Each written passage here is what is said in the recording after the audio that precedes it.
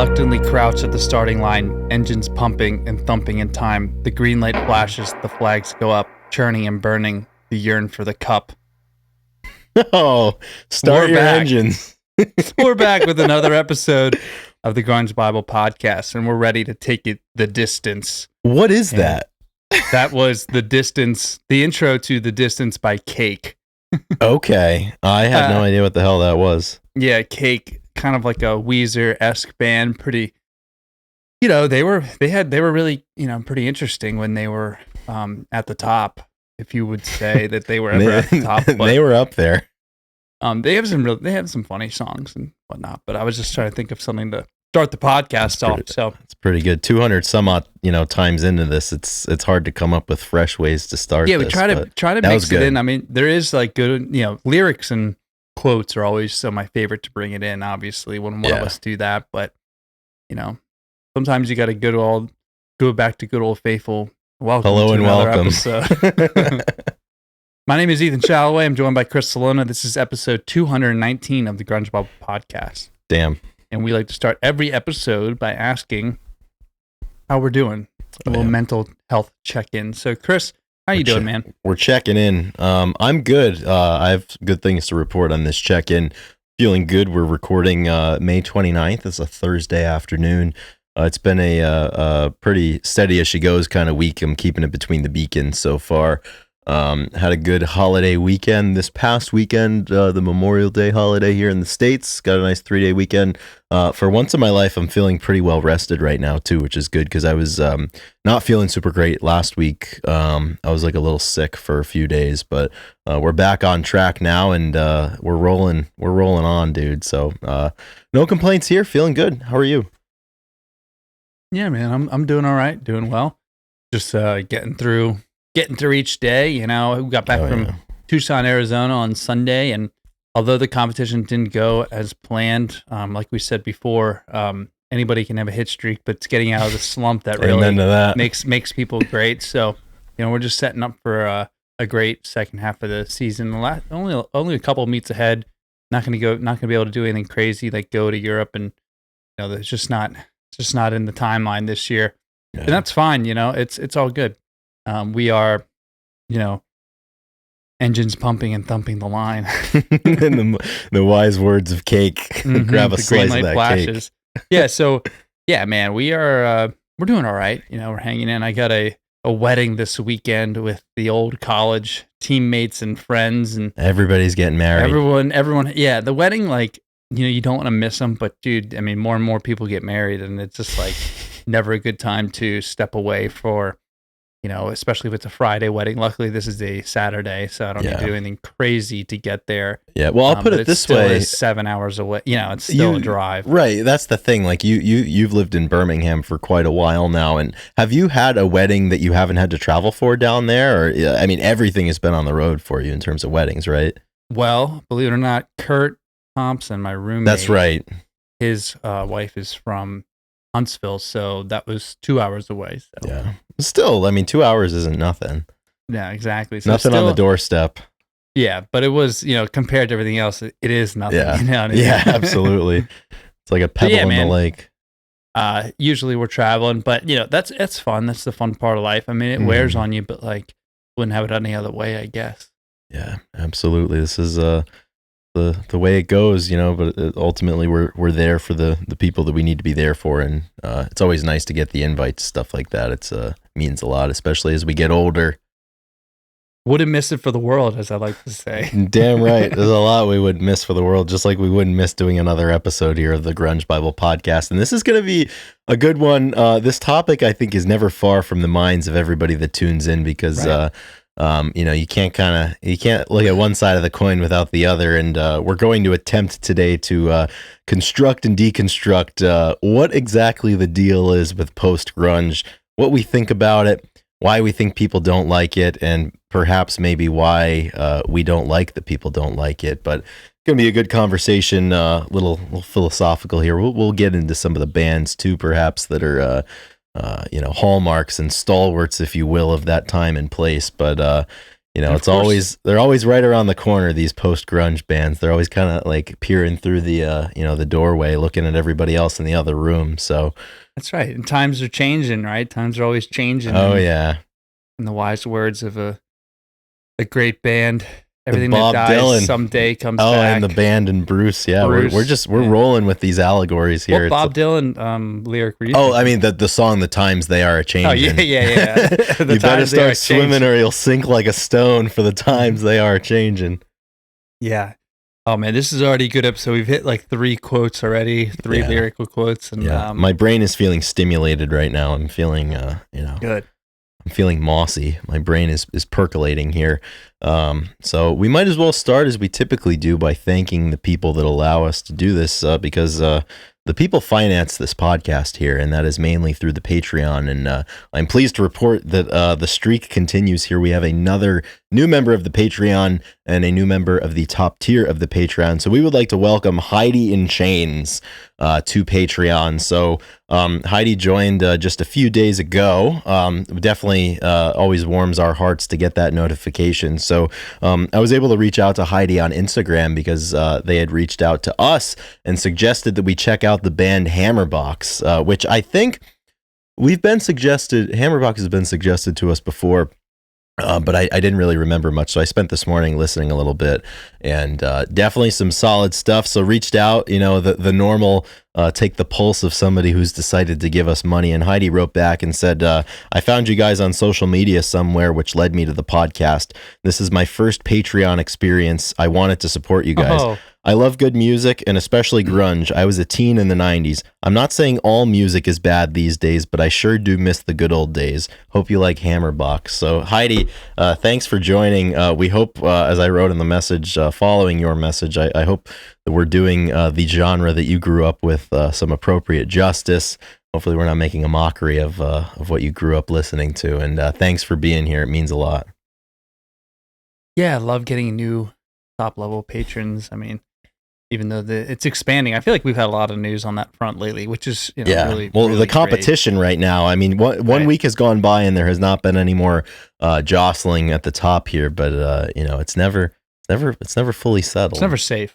No, it's never safe. Yeah, absolutely. So that is great. I do enjoy the people that find us through Instagram, through random, and they were alive during the time, and I really love this is the first step into the Patreon world where it's easy to do something if you've done it before, but if it's your first time, it's always a little scary. So getting in there for the first time, I think that deserves a round of applause. So well, that's a pet peeve of mine, and it seems like just about anything that you try to do on the internet, you have to create an account to do these days. Right. And I hate doing that. Like, I'll just assume not do the thing that I sought out to do if I have to make an account. So the fact that people are, number one, giving us their money, but secondly, they're having to navigate a new website and create a new account on this whole Patreon thing.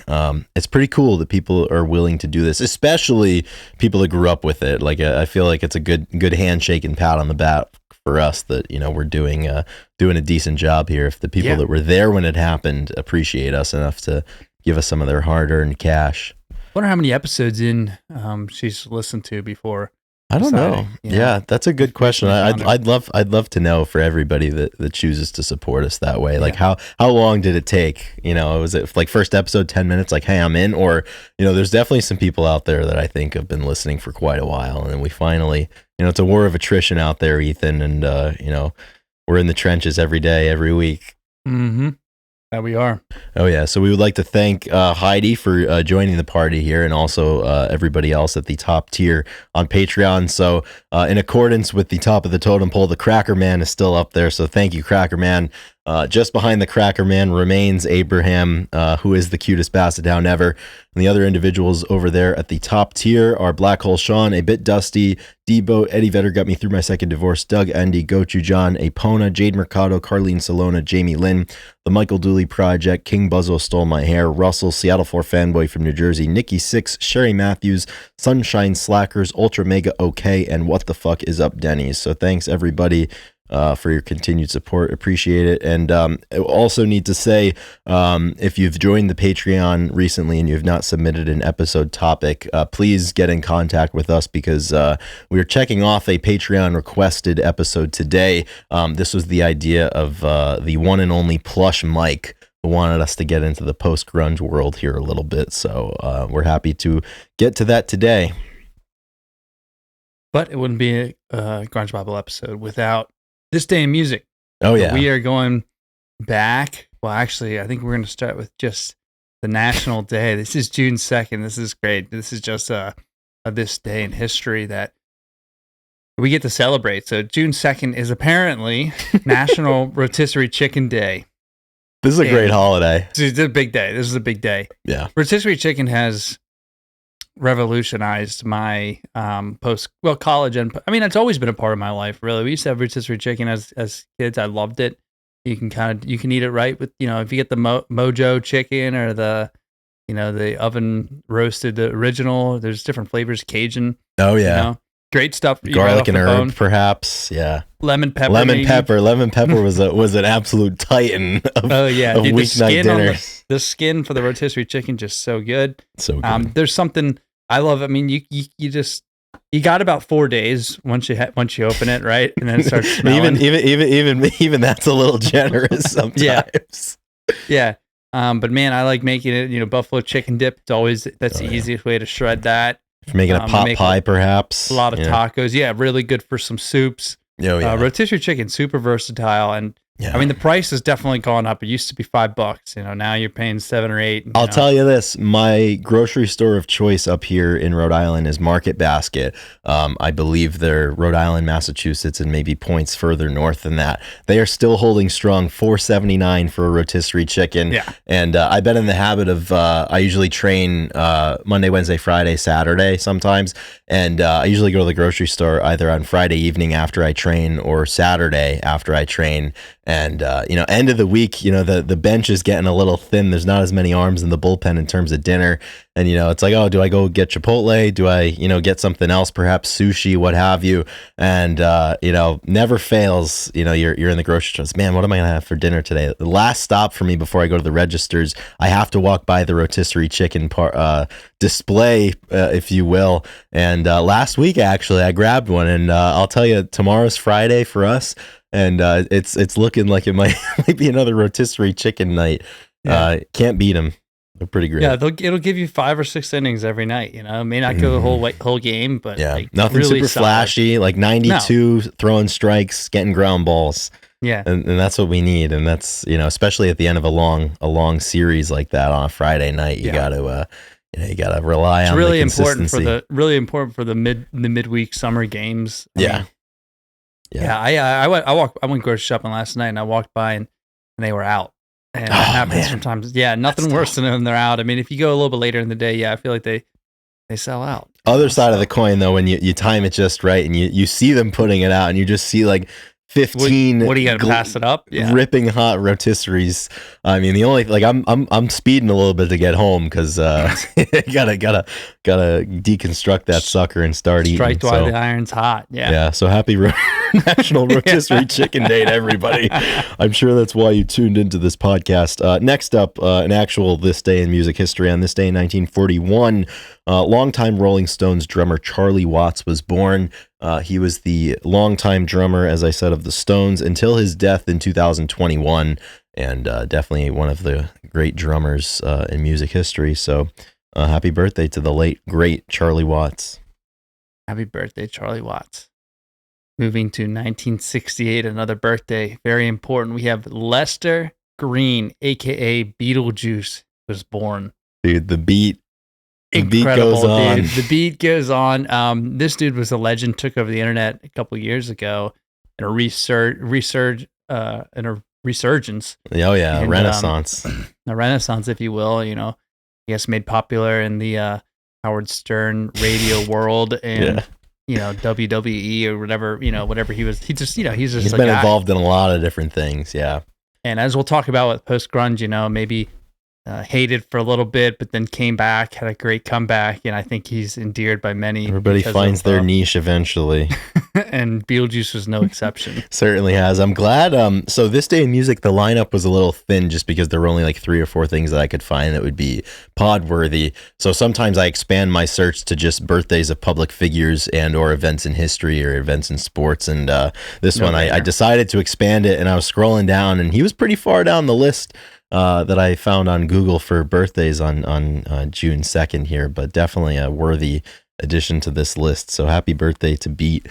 Next event, on this day in 1972, Pink Floyd released what was their 7th studio album, and it was called Obscured by Clouds.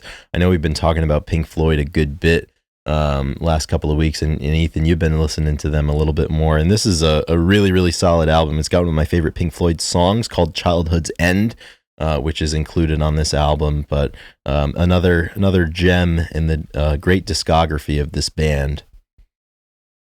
Yeah, definitely going to be going to listen to that. It's been a while since I clicked on that album. Usually, obviously, you have The Wall and Dark Side of the Moon and whatnot to get through, and so over some live shows. Been listening to some live stuff recently because I think they just released. What was it? They just released a big show like on Spotify. So yeah, great anniversary. Pretty great, man. And in 1978, Bruce Springsteen releases Darkness on the Edge of Town. Oh man. And, I'm sure that you have a lot of thoughts on this one. This is right up your wheelhouse. This is best favorite artist, right? He's definitely on the very, very, very short list for me. And this is if I had to select a favorite album of his, I think it would be Darkness on the Edge of Town. I went through a period of time back when I had CDs in my car and ran out of storage. I couldn't keep all of them in my car, and I had this kind of running joke with one of my friends who's a big Bruce Springsteen guy as well, but except it wasn't really a joke. I was like, I have 2 CDs in my CD drive in my car. Like the winter months, it's Darkness on the Edge of Town, and then when it warms up, I put Born in the USA in my CD drive. But yeah, this is a incredible album, and it's just part of his long run of excellence. Mm-hmm. So good. Hundreds dude. of albums. No, this is the one that something in the Night is off of, Ethan. And I know that's one that you've appreciated over the years. So I haven't listened to that song in so long. Dude, remember when we were leaving Pittsburgh that spring? That was like the song. Oh wow! It's amazing how songs like slip away for a long period of time. Yeah, I remember at night because you were living down at Andrew's house and I was over at Haley's house because there wasn't enough room in Andrew's place. And I remember like every single night I'd hang out at Andrew's until like as late or whatever, very, very late. And then I'd go home and I would like always end up listening to Something in the Night on my headphones, walking back home throughout Oakland. And yeah, what a great song, dude. That is awesome. So good. Oh, yeah, I saw like a meme that was like, how do you guys, I can't remember if it was calling into question of friendship. It was like, you guys aren't even friends. And it was like one friend who always visits the other person, one friend who's never seen their best friend's house or something like that. Like that's how those days were. It was like, you're a good friend when your friend comes over every day. Well, that was the thing. It was all happening down there on Myron. Oh, yeah. Right. And of course, let's go downtown. I mean, it's all happening downtown. It's all happening downtown. I mean, let's go downtown tonight. Yeah, man, that was perfect. Oh, good times, dude. 10 years ago. Yeah, I'm definitely going to be listening to the Bruce after this. That's an easy one. That's a good pick, dude. So that's this day in music history, and as I mentioned to you before we started recording, I was doing some research and some R&D for the podcast, just kind of seeing. I always like to see if there's new reviews out there in the world, or there's been times where we've made it on people's blogs, like ranking podcasts and stuff and whatnot. But I stumbled across this website that is called Rephonic.com, and it's some sort of like pay to play platform that gives you different insights and analytics for, I'm assuming, podcasts for sure, but probably other things. And they must have this tool where they scrape podcasts because they have these like AI descriptions for episodes and for the overall podcast. And I stumbled upon the Rephonic.com page for Grunge Bible, the Grunge Bible podcast. I love this. And yeah, so here we go. The header is, what is the Grunge Bible podcast about, and what kind of topics does it cover? And the fine sports. fine overlords at Rephonic.com's computer automated intelligence computer say the content revolves primarily around 90s grunge rock, capturing its vibrant history, cultural significance, and the emotional connections fans have with music. Discussions frequently include detailed analyses of iconic albums, interviews with artists, and personal stories reflective of the host's own experiences with the genre. Additionally, there is a consistent focus on mental health and the impact of music on personal growth. Unique features include listener engagement through hot takes and Q&A sessions, creating a community feel and ensuring the show remains accessible for both nostalgia-driven listeners and newer generations discovering grunge. Not only that, though, we've got some good stuff. It has some blurbs about both of us, the hosts. This is awesome. Here are your two hosts. And for me, it says Chris Salona, co-host known for his energetic discussions and deep musical knowledge, guiding conversations about grunge music and its impact. And for co-host Ethan Shalloway, it says co-host who brings relatable insights and a fresh perspective to discussions about grunge and its contemporary relevance.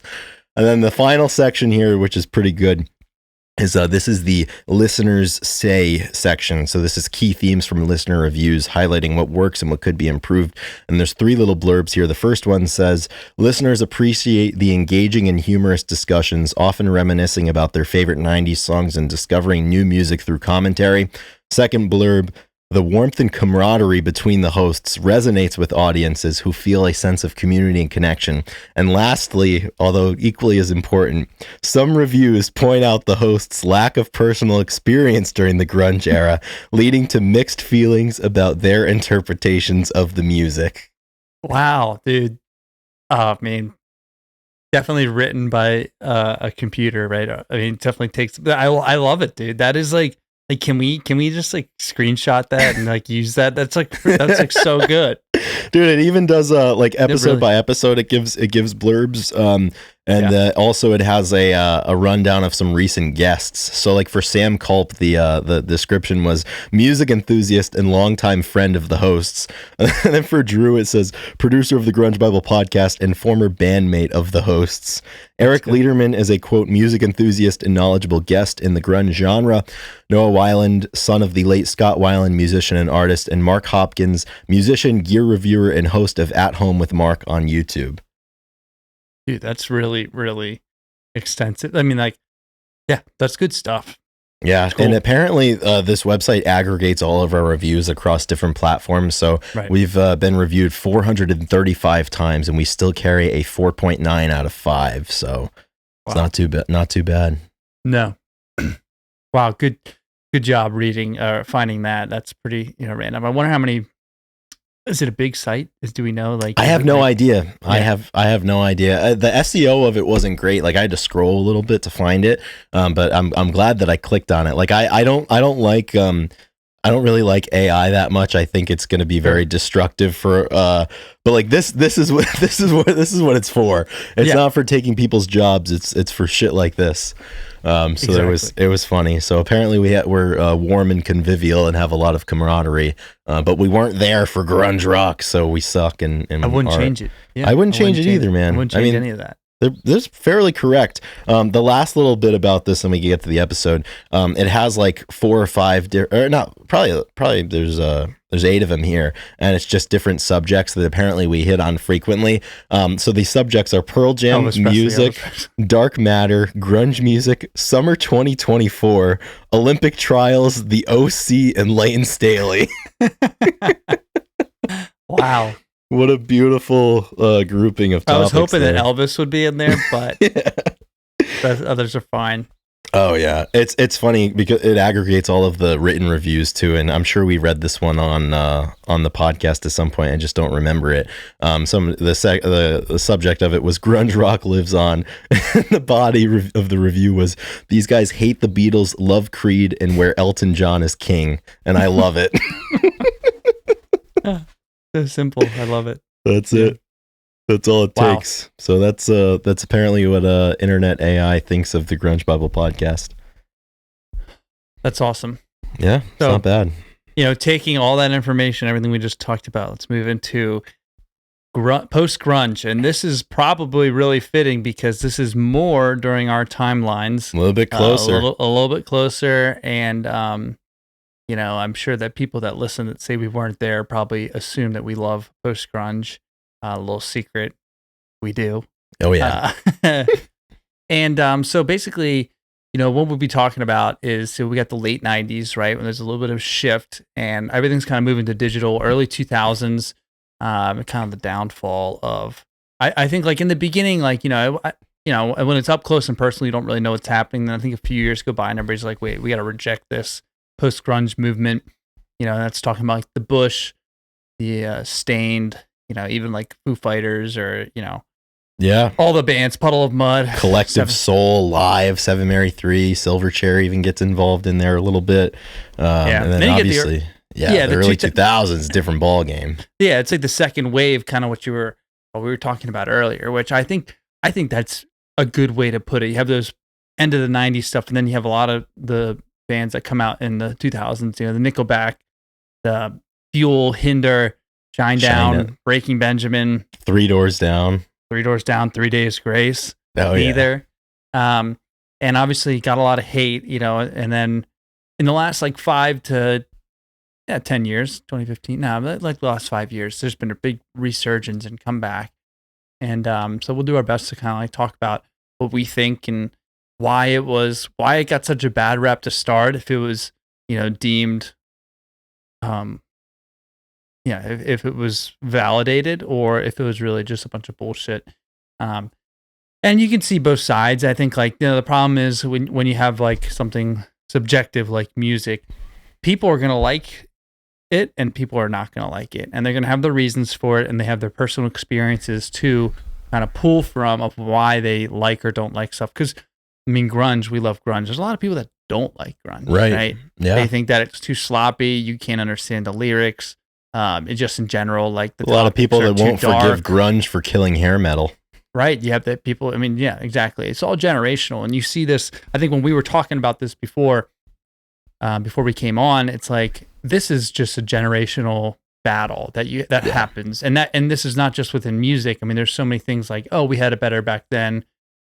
Prices were lower back then. But while it's happening, it's like, I can't believe that soda is now $1 or something. Mm-hmm. Everything is very specific to the time and place. And I think the other thing, as you approach this conversation, and really any conversation about like how things were versus how things are now, and are things better or worse, is there is like people's opinions are formed much more by groupthink than people will admit. So it's just like wherever the prevailing winds are blowing, overwhelmingly, that's where people's opinions are going to go. And I think something that's been interesting to follow this is like, there's kind of whatever the initial thought is about like a new musical movement or an artistic movement or even a particular album, like whatever the prevailing opinion is at the time, like that happens. And then, it doesn't age well for a while. It's like, oh, this is so outdated. And then, once you get like 20, 25 years in the rear view, it's like the statute of limitations on people being critical of it ends. And then people are like, oh, you know what? Like this actually wasn't bad. And like, we've been talking about this for the last few years because I really think that we started this podcast kind of right before a lot of the Creed went on cruise. Yeah. I was just going to say like the summer of 99 spirit, like that didn't exist back in 2021 when we were starting this podcast. And now it's like, it's ubiquitous and people openly enjoy it once again. And I think are not as critical of it. And it's kind of weird too, because obviously like, at first I was going to say, well, like, oh, like the page is a small sample size and people aren't as critical of it now as they were in the past. But like the page is pretty big now. Like, I don't think it's as small of a sample size as it feels sometimes. There's almost 1 million people that follow the page. And like, I can tangibly say that, there's less backlash to a lot of this music now than there was, in 2018 or 2019 when we first dared post something that was created after 1994. With significantly more people too. Right. And we're hearing less voices saying that it sucks. And Yeah. And the internet has not got nicer over that time. No, either. certainly not. And I would say people in general. But this is another thing. It's more like bold. And this is like, we could just be as shit. complicit about this, where it's like, oh, like back then, like people were so nice, and now people are shit. And like, I'm sure now, 20 years from now, people are gonna be like, oh, back in the 2020s, like people were a lot nicer than they were now, and more tolerant, and who's to say where it's going to go? But it's kind of like when songs and music get hit, like I think it was 100 years old, it becomes public domain. Yes. Like that's how music, like hatred, after like 25 years, like it's public. You're not allowed to really, you don't need to put on a front that you hate it anymore. Right. Yeah. It's like you can leave the foxhole now, and you can kind of get on with it a little bit. And it's interesting too, because I think in the same way that within grunge, I don't really think a lot of the music stylistically had much to do with other areas of that genre. Like, I always think about like what did Soundgarden and Nirvana have in common? It's like, well, not much other than the zip code that they were in and the time that they were in. And I kind of think the same thing about a lot of these post-grunge bands. Like I don't really think they have as much in common with one another as people perceive them to be. And the biggest commonality they have is just the time and place which they were created and with which they started to gain popularity, which wasn't really in their control. I mean, these guys that fronted these bands, or that were in these bands, I mean, they were born at a certain time and they were listening to music, and they started making music, which people have been doing for decades upon decades, with their friends or with people that they meet along the way. So it's like, people always kind of talk about like post-grunge as this sinister movement that like helped kill rock and roll. And like, first of all, I don't think it's that serious. And like, I don't think that's honestly really the way that it went.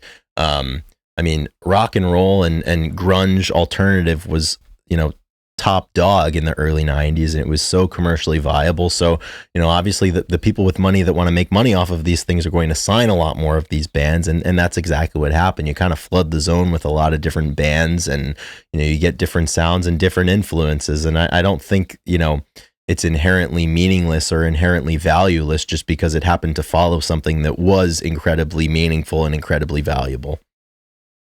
Yeah, it definitely falls in line. I mean, like I said, when you compare grunge to the 80s and you compare post-grunge to grunge, there are similarities between the change in genre and change in the rock and roll, economy. Like, MTV kind of came around, I think, early 80s and like hit its stride at the, late 80s, early 90s. And that was where, all the unplugged came from, and a lot more TV, TV killed the radio star. And they were getting a ton of, like, that's kind of how grunge got on the scene too, is right. And right. And say the 80s didn't have that. And I'm sure there's a lot of jealousy towards it. And then you move a little bit further and just, is it going to say digital and more,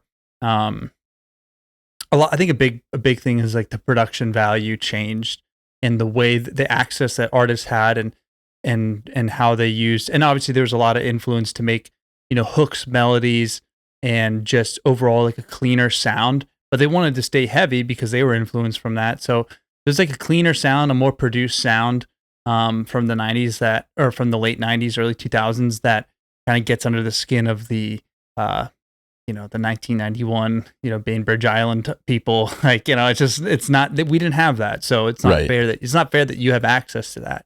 Mm-hmm. And because really when you share, compare the genres, I think the reason that they call it post-grunge is because there's an argument to be made that the topics and the topics of the lyrics and the songs are really similar. We're talking about, nihilism, or you're talking about desperation, anger, angst, and those, themes are still there, but they are definitely portrayed in a slightly different manner.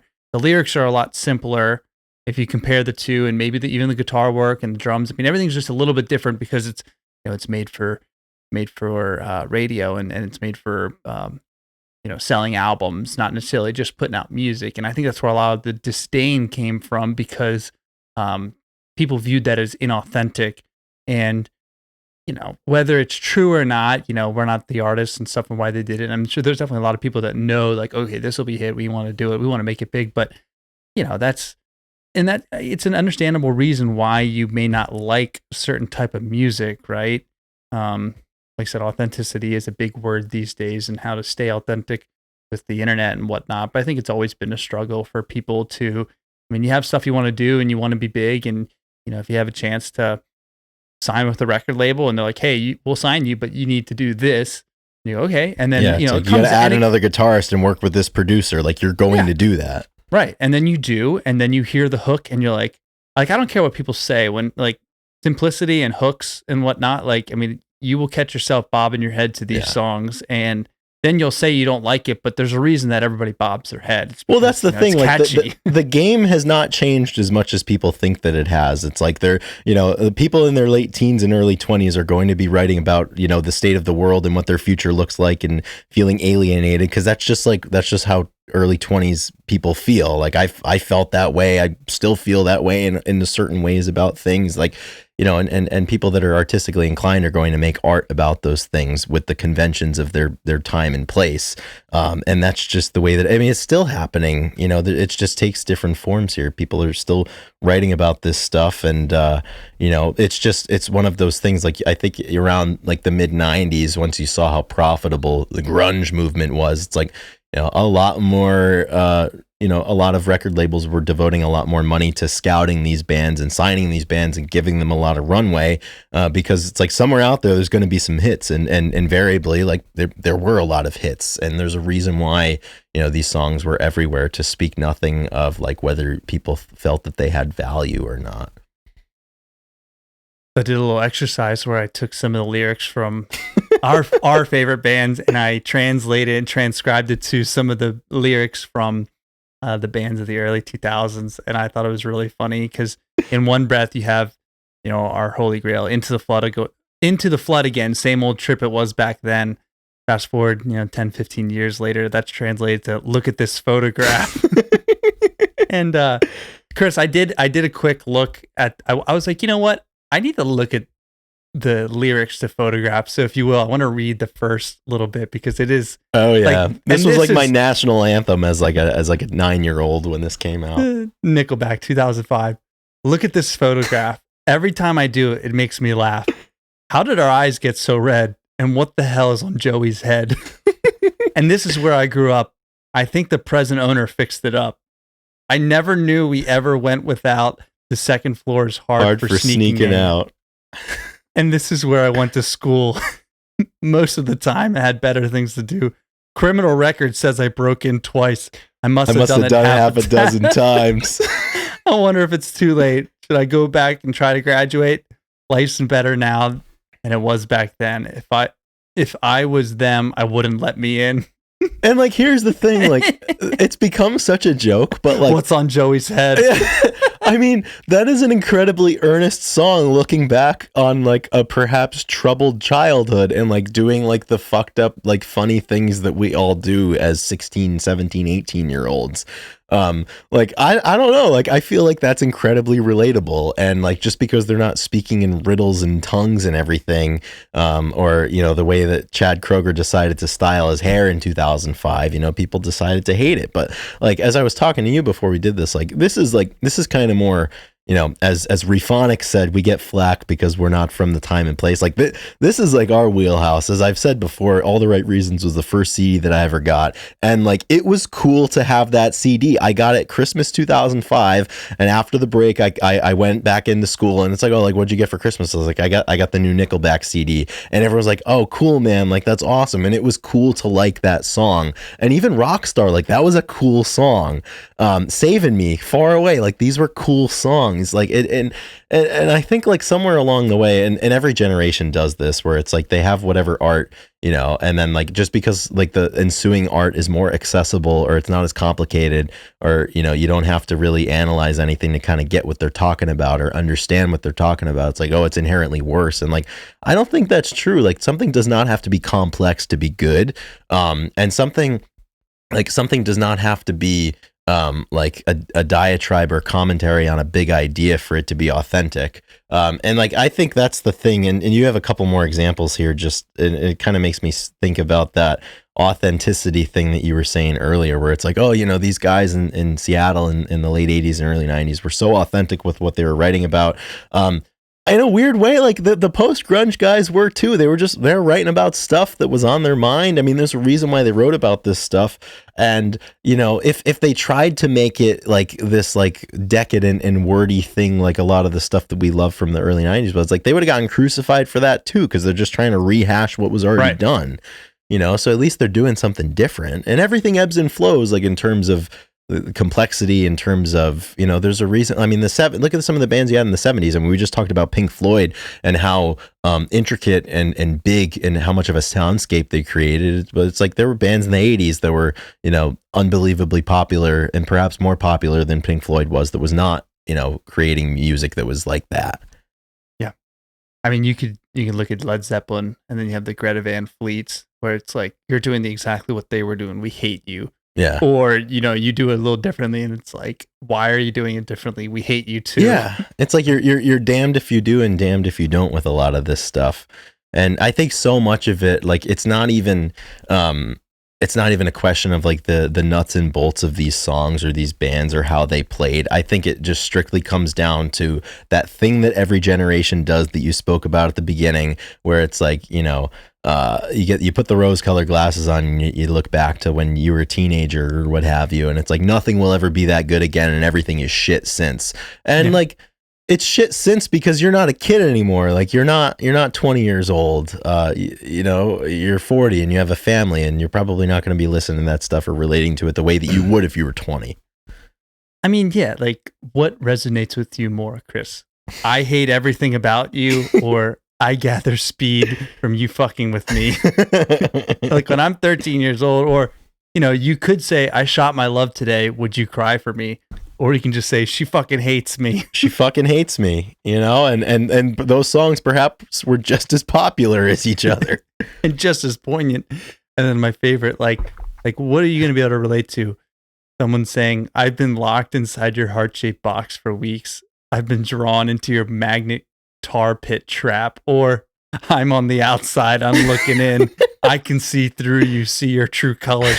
That hit home back in the day, dude. I'm on the outside, I'm looking in. Well, that's the thing. Like I remember, and like that was cool stuff. Like oh yeah, that I remember. Stained was cool.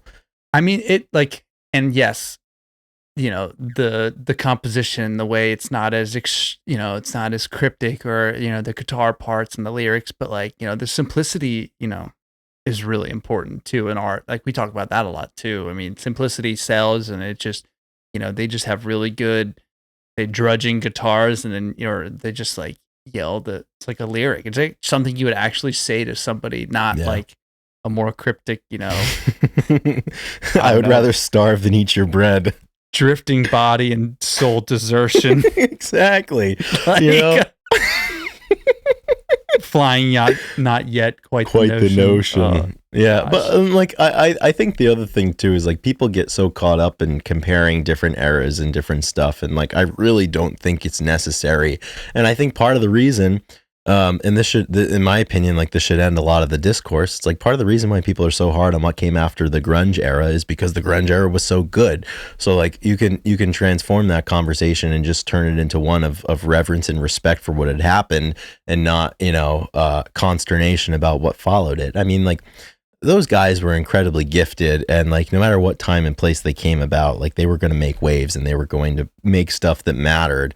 And like it's foolish to expect like music or rock music to like be on one certain all-time mythical level, and then for each subsequent generation to one up it and one up it and one up it. Like that's just not really what happens in anything. I mean, like just because somebody hits 50 home runs one year, like they're not going to hit 55, 60, 65, 70 in subsequent years, unless they're doing enough human growth hormone to kill a horse. Like I mean, that's just, or unless you're Barry Bonds, and he was clean, by the way, he never did anything wrong. It's just not natural to be able to continue to do that. And like it's just different people in a different time, and I don't like it wasn't some grand scheme of these bands to mooch off of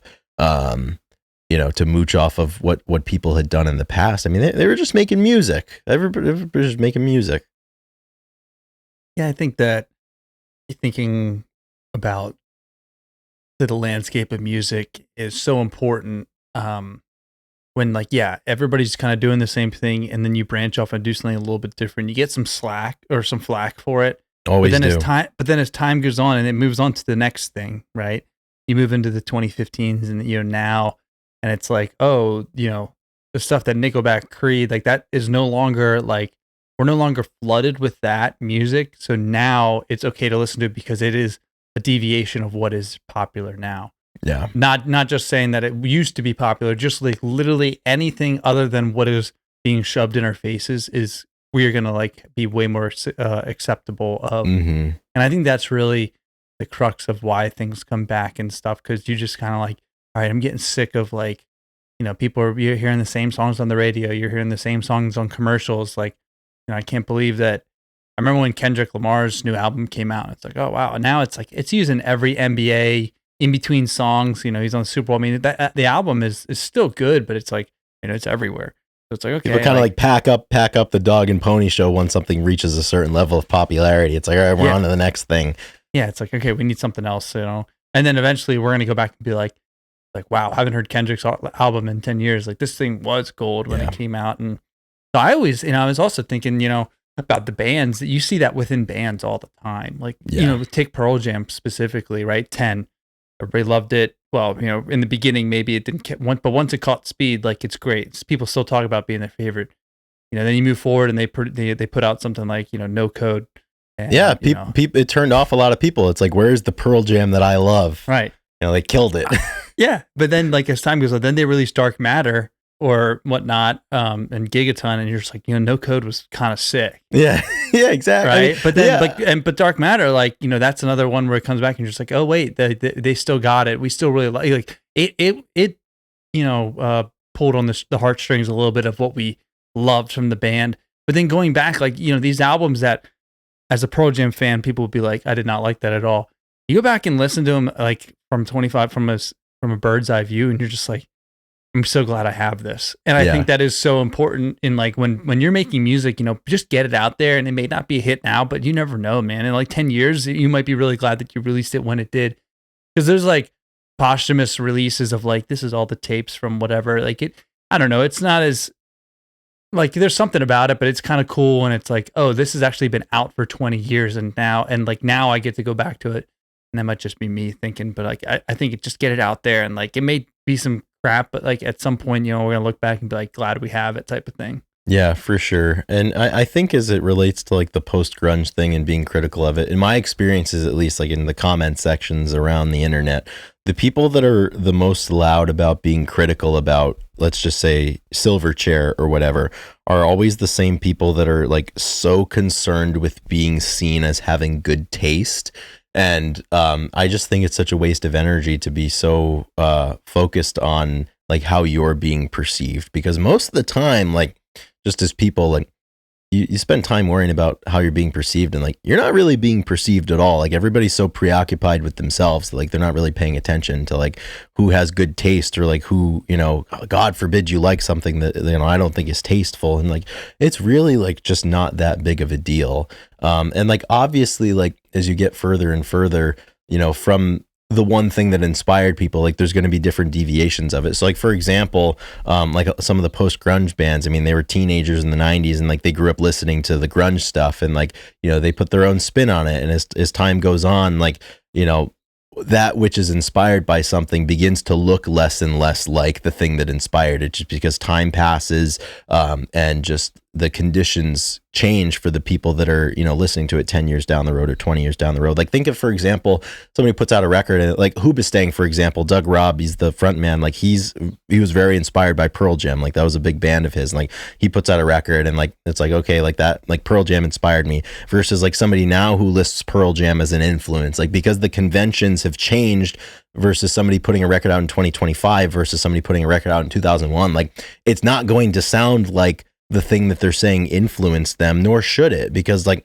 the thing that we were talking about with Greta Van Fleet, it's like, if I want to listen to a band that sounds like Led Zeppelin, I might as well just go listen to Led Zeppelin. Yeah. But like there's people that honestly didn't know what Led Zeppelin was, and they heard Greta Van Fleet, and they were like, hell yeah, like this is awesome. And then they can go back and find stuff. So like I think anybody that gets people into the arena is worthwhile. And I'm sure there were people that were 13 in 1998 as opposed to 13 in 1991, and they first got in with the Seven Mary Threes of the world and Bush and whatnot, and started looking back and kind of built their repertoire from that. Mm-hmm. Yeah, I'm just thinking about. I feel like I'm just thinking about how it's so cool. It's like cool to not like things, and people like to be vocal about it too. Yeah. Like have that opinion. Like it's not just like, oh, you're into that. It's like, oh, you actually also don't like this. Like that makes up the whole scene. Where I'm just so glad that over the years that we've gotten to the point of like, it's just not for me. Right? It doesn't do it. It doesn't do it for me. That's like the best and only excuse I give for not listening, unless I'm really fired up. I mean, if I want to, I can tell you why I don't like something, but but there's like, just in general, that's just like, it just doesn't do it for me. Like this isn't as, however my mind views, music and where the artist is coming from, like it doesn't, not the same, and like I'm just gonna leave it at that. Well, as time and time again we found out, like bands that we don't like there's somebody out there and that's their favorite band. Like I always think to when we saw Petey open for Manchester Orchestra in Ventura, California in 2022 or whatever, like we're there for Petey and we stick around for Manchester Orchestra. Like we met somebody in that crowd who like Manchester Orchestra was their favorite band on earth, and like honestly, like after having an interaction like that, it's like why should I shit on that? Like that's their favorite thing. Like that's not very nice to do. Carlisle. Yeah, my energy is better served doing other things than just like bagging on something that's important to somebody. And like there's a reason why the summer of '99 cruise sold out. Like I have some family members. I have an aunt and an uncle who are like in probably their mid 40s now, who like came of age in the late 90s kind of thing, and like they fucking love that kind of music. Like it's you know why? It's their stuff. Yeah. It's like so simple, and I don't even think that it's a stretch to say that like the music that you listen to in your teens and your 20s, like you will go your whole life chasing the feeling of what it was like at that time when you heard it and how it made you feel because of life circumstances, and you'll never feel something. So there's like a scared aspect. Well, the thing is, like, people don't realize that they're not chasing the music; they're chasing being that age again, which you can't do that ever again. And they're like, oh, like nobody makes music like they did back when I was in high school. It's like, well, yeah, like you don't listen to music. Of course, you feel that way. Yeah, and because you're not in high school anymore, your kids are now. Yeah. And like just whatever like high school kids are listening to now, like 25 years from now, they'll have the same feeling. Yeah, they'll be in the metaverse talking about this shit, to their AI companions, and they'll be like, oh, nobody had it like us in 2023 with Oliver Tree and all these guys, They'll be on Mars talking about Juice WRLD. Be like, dude, he was gone too early. Yeah, he got everybody going. Yeah. Wow. And that's the one thing, like being on this page, like, because I am naturally drawn to being cynical about, because I'm not up to date at all on like what like the kids are listening to these days. It's not for me. Yeah, we just blanket hate it all. Yeah, exactly. Just blanket hate. Like I've like running this page has like given me caution and like hopefully like teach me to like not automatically hate like whatever the kids are into these days, just because like of course I'm not into it. Like I'm not a kid right now. Like I'm 15 years past that point that they're at. So it's like let them have it. I have what I have, and I can never. They can't have that. I can never unhave All the Right Reasons as my first ever CD, and you know what? Like I'm proud of that. Yeah, and the part that makes it, I think the part that people want to feel is like being a part of something, a part of the wave, right? Like. The reason that All the Right Reasons and all that was because I had the same experience, Chris, from 1,000 miles away or whatever. Like everybody was listening. Like you felt together. Yeah, it was cool to be a part of the group. Like I remember, it must have been in 2004 because I think that's when American Idiot came out. Like I remember there was some sort of exercise we were doing in class at the time, and it was like facts about me or whatever. And one of the sections was like, "What's your favorite song?" And like I think the same story. I think over half the class put "Wake Me Up When September Ends" by Green Day. Like that was like the song I remember, and like everybody was obsessed with it. It was like cool to kind of be a part of that.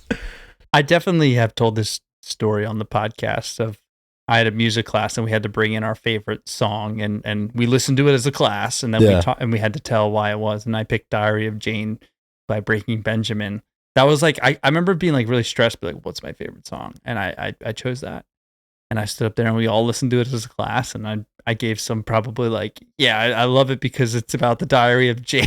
You know, I'd love to hear that again, but it was yeah, it was fun, and that memory will stick with me forever. I'll listen to that song when I'm 90 on my deathbed and be like, damn, that was a good song. You know, they don't make them like they used to. Yeah, seriously. So it's like kind of looking forward in the spirit of Rephonic.com saying that we like to offer hot takes. Like one of mine is, I think the same fate that awaited Creed the last couple of years will be awaiting Nickelback in like 3 to 4 years. People are going to kind of come around to it, and I think that's already happened. I think it's already begun to happen, and like each subsequent, and it's funny, like you just texted me, and like I think this is a great marketing strategy by them, but like All American Rejects, like they're back, they're playing free house shows, and like they have plans to put out their first album since 2013. They're some reliving point this the glory year. days. Yeah, well, but people want that. Like anybody wants to leave today and go back to a place in their mind where everything was more simple. So it's like, I don't think it has to be any more complicated than that. Like people like to listen to that stuff back before they had responsibilities and 401ks and, you know, in a lot of cases, child support to pay or what have you. Alimony. Yeah, exactly. You know, so I don't know. I mean, like, I don't really see the big issue with post-grunge. Like, I don't think it's unfair to say that it's not as, significant or as important on the mass scale as like the grunge movement, but I think there's a lot of people that it's important to, so it's valuable because of that. I think about I think I've talked about it on maybe the last 2 episodes, talking about like the Killers versus Coldplay, you know, comparing them to the U2 of our generation, and then like you can put Mumford and Sons, and I always think about like, okay, right now they're in the dormant phase. Like they had their hits, like Coldplay was massive, and I remember texting my cousin, and he's seen them both, and I was like, who's going to be our U2? Is it going to be the Killers? Is it going to be Coldplay? Like maybe it's both, but maybe it's Mumford. It's like, you know, the Killers, they got Mr. Brightside. Everybody knows Mr. Brightside, but like I was like, yeah, but Coldplay, they got Viva La Vida. Remember that? I remember Viva La Vida. The Scientist. I mean, it's like they got some songs that like had a stranglehold on us back then. Yellow, man, come on. Yellow, Speed of Sound. Yeah, so they're Clocks. like Clocks, exactly. Like, and then Mumford and Sons, like all the Little Lion Men and the Babels of the world. I mean, and then they go into the next stage of the career where they're producing music and they're kind of like trying pretty hard with to keep up, I guess. Like the next stage, and it's still good music, but like it's either the fans are moved on. Like it's just like a harder market. Yeah. But like, you know, everything that dies one day comes back. Like, dude, we're gonna have the Clocks tour, and it's gonna come back. Like they're gonna be like, you know what, boys, like, and those bands are gonna like. I just wonder who's gonna be the biggest from those. I'm telling you, somewhere in a packed arena in the year 2035. The house lights are going to come down, and you're going to hear the opening to Radioactive by Imagine Dragons. Exactly. It's going to be everybody in their American authors. It's going to be everybody in their mid to late 40s who was in high school when that happened, as we were, and they're going to go ape shit about that. You know, the trend's always as soon as the generation that grew up listening to something gets old enough that they have disposable income, God willing, to spend on stuff like that, it always comes back. Yeah, you have like the 18 years when you have a kid that you are just like engulfed and you don't do anything. Yeah, it seems like. Yeah, and then once they leave, you get off the cobwebs. You get the old summer tour 2011 shirt. It's like Tommy doesn't need a new pair of skates, so I'm going to Imagine Dragons tonight. Yep, and it'll be like. I'll be telling my kids, like, no joke. I'll be like, this was our class song. It's time. Like, we played it at graduation. And me and the wife are going to go and have 3 Michelob Ultras. I'm going to have a headache the next day.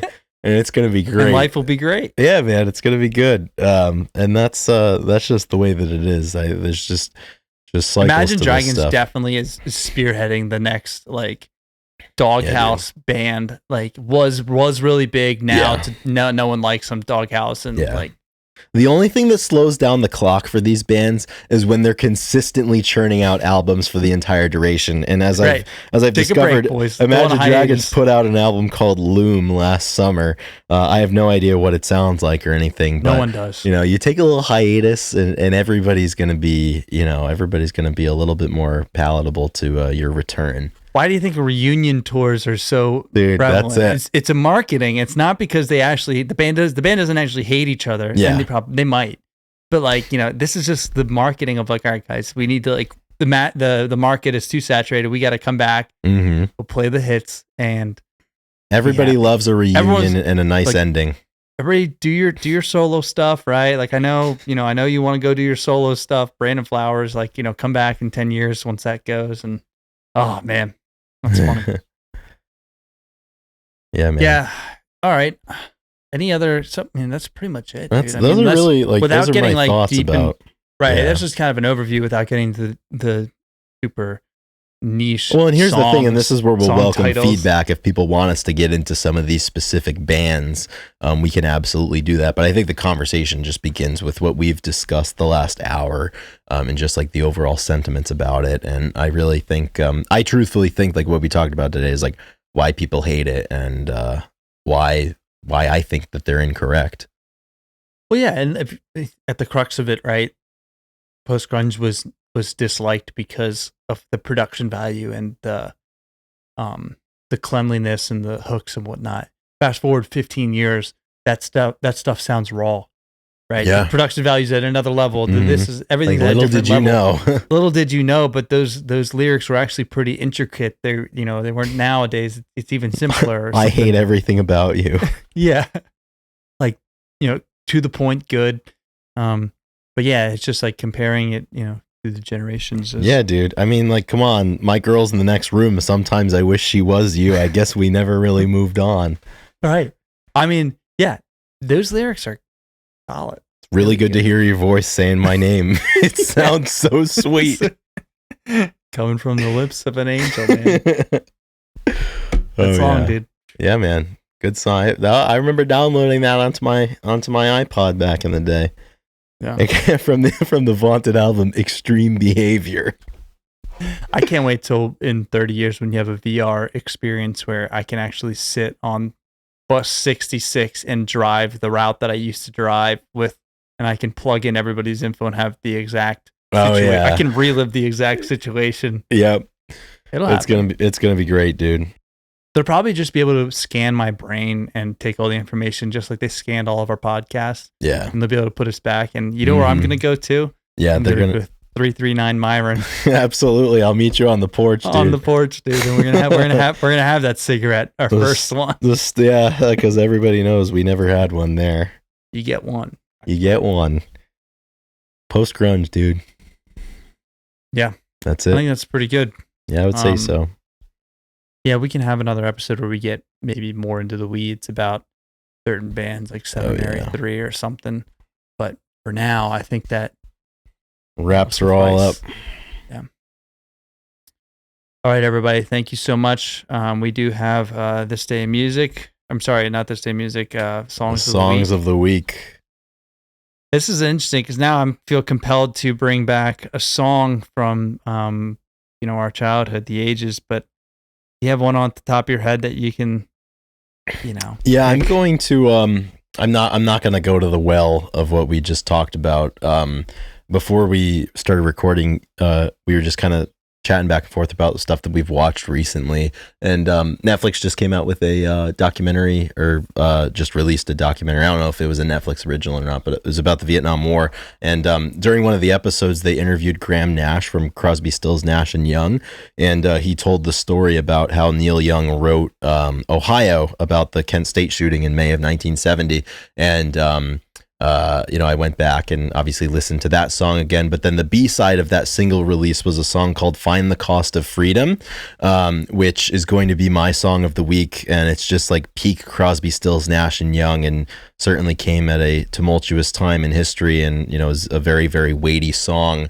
And it's a really, really great song. So that's going to be my song of the week, Find the Cost of Freedom. Awesome. That's good. Really good. Dude, my song, and this is, I think I want to do an episode on this band, Chris. This is my request. Yeah, I think that, funny enough, I don't think they kind of slipped away in as far like they're it's a massive band, obviously, but They kind of slipped into it's like their own. I don't know. People just don't like mess with them, don't talk with them as much as I. And I could be totally wrong, but I think that there hasn't been a resurgence in a lot of their stuff. But I think that we need to do an episode on Sublime. Okay. I think they have, obviously very influential. They have a tragic story. But the song I was listening to, Waiting for My Ruka, which is so thick. Like it's kind of like, really stripped down song. It's got this crazy bass and like, it's really a lot of fun to listen to. And I was clicking through some of their songs and like, to no surprise, like they were awesome. They were really good. But a lot of people only know their catchy What I Got or Santeria. Yeah, they don't know. They really, and I'm a victim of it too. I've only listened to like, full albums a few times, but like really, it's like a small sample size for me too. Yeah, man. But listening to them, I understand why they have the hits that they have, because they were really sick. And Bradley, a really good story and legacy from him. And it's just a cool. They kind of have a brand, and they made a lifestyle brand, and big time. And then they also continued with Rome as like the main. I actually saw them with Rome. I thought you did at one point. Yeah, they opened or played with Dirty Heads on a tour. And funny enough, after it was in Philly, funny enough, they had like the Dirty Heads had a release party for one of their for actually Jared's solo album that was coming out called Samurai Beach, which never did come out. It was always like waiting on Swordfish Beach, and well, that happens a lot. Yeah, it was like always teasing, and no, it never got dropped. Like, it's coming, don't you worry. And so we went to the Hard Rock Cafe and we were watching, and we were standing there watching, Jared and Duddy B perform, and all of a sudden Nick was with me, and he just like turns around, and he's like, dude, it's Rome, and Rome, like the singer, was just standing in the crowd with us, absolutely fried, totally, could not speak, it was like, we're just like, yo, dude, like great set, and just like gave us a head nod, dude, absolutely gone. And it was like it was so random. It was that's heat. Awesome. I love that. Yeah. In the words of Chad Kroger, how did our eyes get so red? And what the hell is on Rome's head? That was us. Fuck yeah. I love that. I don't know. Maybe we'll have a Sublime episode come up. I don't know how that would. Yeah, it could be in the cards. I mean, we got nothing but time here, dude. Yeah. All right, nice. Now. Very good. Another episode in the books. Another episode down. Line them up and knock them down. That's it. Next week, episode 220, baby. Yeah, the 220, dude. It's coming. Almost 2 plates on the squat, 2 1/4. Oh, yeah. We got 5 more episodes to that, so very respectable weight. Thank you, everybody, and we will, we'll be talking. Right on, everybody. See you next week. Stay heavy. Rock and roll.